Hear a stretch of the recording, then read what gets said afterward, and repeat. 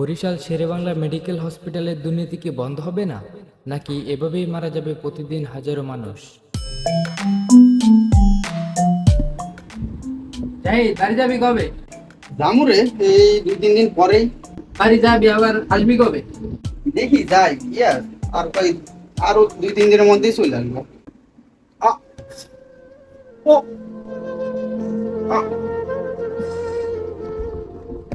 জাহিদ হয়েছে কি? জাহিদ, এই জাহিদ, জাহিদ উঠ, জাহিদ। হয়েছে কি রুমে? বুঝতে পারতিস না জাহিদ হঠাৎ করে গেছে? জাহিদ, জাহিদ কি হয়েছে তোর? জাহিদ রে, তোর ধর ধর উপরে উঠা।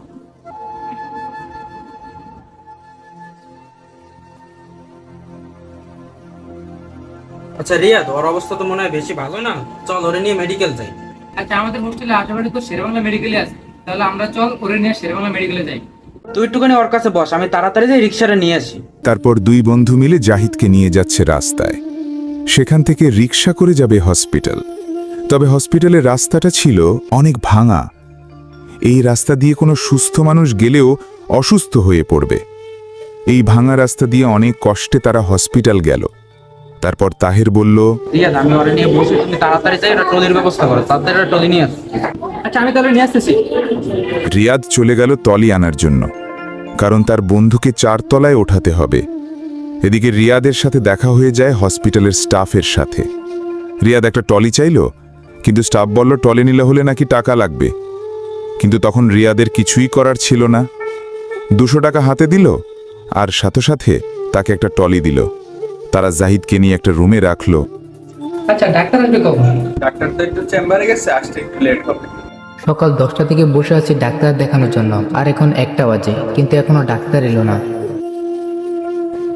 ভাই, ডাক্তার কি আসছে? আপনারা না বললাম ডাক্তার আসতে দেরি হবে, জানবেন? ভাই, ডাক্তার আসছে আপনাদের রোগী দেখার জন্য। রোগীর অবস্থা কিভাবে হয়েছে?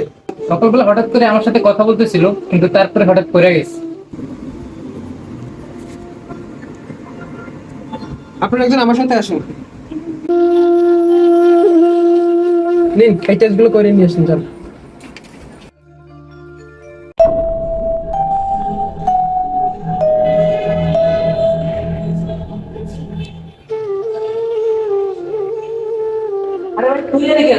আর কোশ না, আমার নানি অসুস্থ কদিন ধরে, তার ব্লাড লাগবে 2 ব্যাগ। এর জন্য ব্লাড করতে ব্লাড কোথাও পাইতেছি না, এই নেগেটিভ ব্লাড। কেন, ব্লাড কি কোনো জায়গায় পাস নাই?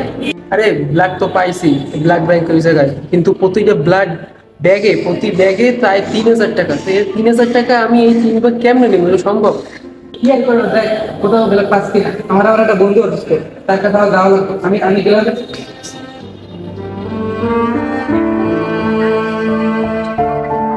ভাই, এই পরীক্ষাগুলো কোন জায়গায় করে জানেন ভাই? না ভাই, আমি যাই না, সামনে দিকে।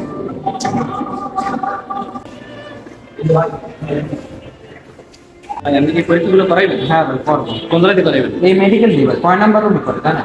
ভাই, করাইবেন ভাই। হয়তো আপনি এই টেস্টগুলো কোনটাকে করাইতে পারবেন, কিন্তু আপনি রিপোর্ট তো ভাই খুব তাড়াতাড়ি পাইবেন। আপনি এখন করাইলে রিপোর্ট পাইবেন রাত্র 9টার সময়। ভাই কিভাবে সুবিধা হয়েছে? ভাই, আমার একটা পরিচিত নিজস্ব ল্যাব আছে, আপনি যদি যান আমরা ডিসকাউন্ট দিয়ে কম টাকা খুব তাড়াতাড়ি 2 ঘন্টার ভিতরে রিপোর্ট পাইবেন। আমি করে দিতে পারি। তাড়াতাড়ি টাকাও কম হবে? লাগবে, খুব তাড়াতাড়ি 2 ঘন্টার ভিতরে রিপোর্ট পাইবেন আপনি। আচ্ছা চলো, হ্যাঁ চলো। চলেন, কম টাকা করাই দিব মানে।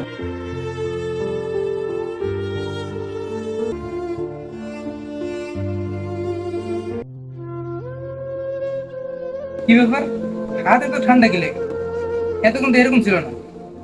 ডাক্তার, স্যার এই নেন টেস্টের রিপোর্ট। রোগীর রিপোর্ট তো বেশি ভালো না, তাড়াতাড়ি চলেন তো দেখি তো রোগীর কি অবস্থা। এই যে স্যার, এই রোগী স্যার, আসুন।